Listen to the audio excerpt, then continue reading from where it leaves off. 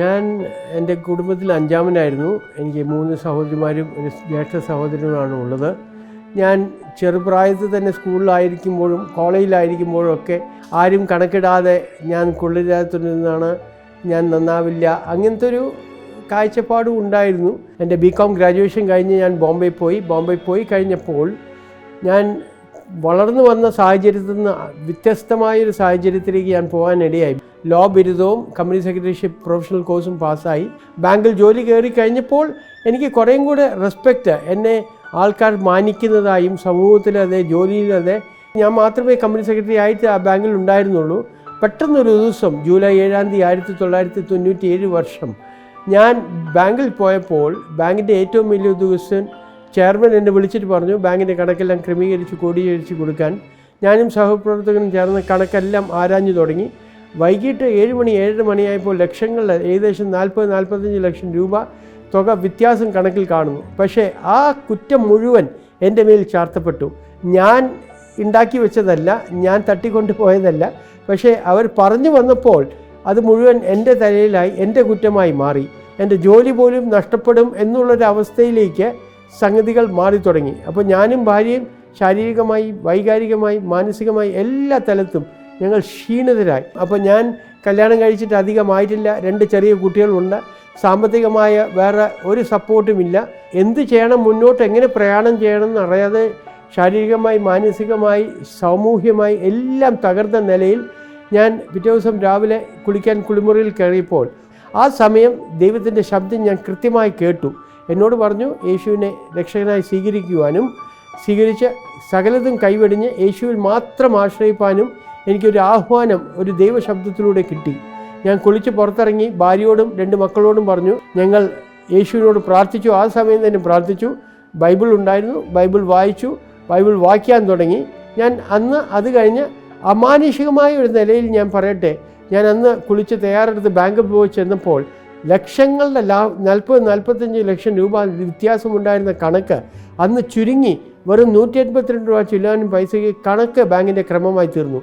അത് അന്നും ഇന്നും ഞങ്ങൾക്ക് അറിഞ്ഞുകൂടാ ഇതെങ്ങനെ സംഭവിച്ചു. പക്ഷേ ഇത് അമാനുഷികമായി ഒരു ദൈവിക ഇടപെടലാണെന്നുള്ളത് മാത്രമേ എനിക്ക് അന്നും ഇന്നും പറയാനുള്ളൂ. കർത്താവിനോട് പ്രാർത്ഥിച്ചപ്പോൾ കർത്താവ് ഉത്തരം തന്നു.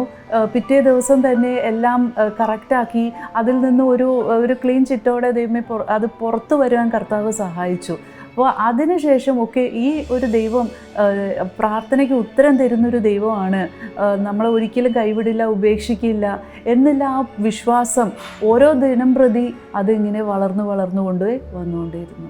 അതുവരെ ജീവിതത്തിൽ അനുഭവിക്കാത്ത ഒരു സമാധാനവും സന്തോഷവും ഒരു നിലപാട് ഞങ്ങളുടെ ജീവിതത്തിൽ യേശുവിൽ ഞങ്ങൾ ആശ്രയിച്ചു കഴിഞ്ഞപ്പോൾ ഞങ്ങൾക്ക് ലഭിച്ചു തുടങ്ങി. അതുവരെ ഉണ്ടായിരുന്ന ആ ബാങ്കിലെ എൻ്റെ അവസ്ഥയും മാറി. കൂടെയുള്ള സഹപ്രവർത്തകർ എന്നെ മാനിക്കാൻ തുടങ്ങി. സമൂഹത്തിൽ എനിക്ക് മാനം തിരിച്ചു കിട്ടാൻ തുടങ്ങി. എൻ്റെ കുടുംബത്തിലും അതേ സമാധാനവും സന്തോഷവും എല്ലാം തിരിച്ചു വരാൻ തുടങ്ങി. ഞാൻ സദൃശവാക്യങ്ങൾ 3-ാം അധ്യായം 5-6 പറയുന്ന പോലെ പൂർണ്ണ ഹൃദയത്തോടെ യഹോവയിൽ ആശ്രയിക്കുക, സ്വന്തം വിവേകത്തിൽ ഊന്നരുത്, നിൻ്റെ എല്ലാ വഴികളിലും അവനെ നനച്ചു കൊള്ളുക, അവൻ നിൻ്റെ പാതകളെ നേരെയാക്കും. അതുപോലെ യോശുവയുടെ പുസ്തകം 1-ാം അധ്യായം 9-ാം വചനം പറയുന്ന പോലെ നീ ഭയപ്പെടരുത്, ഭ്രമിച്ചു നോക്കരുത്, ഞാൻ നിന്നോടുകൂടെ എല്ലാ നാളും ഉണ്ട് എന്നുള്ളൊരു ധൈര്യവും ഉറപ്പും യോശുവയോട് എങ്ങനെയാണോ ദൈവം പറയുന്നത് ആ വചനമൊക്കെയാണ് ഞങ്ങളെ ബലപ്പെടുത്തിയത്. ദൈവത്തെ സ്നേഹിക്കുന്നവർക്കും നിർണയപ്രകാരം വിളിക്കപ്പെട്ടവർക്കും സകലതും നന്മയ്ക്കായി കൂടി വ്യാപരിക്കുന്നു.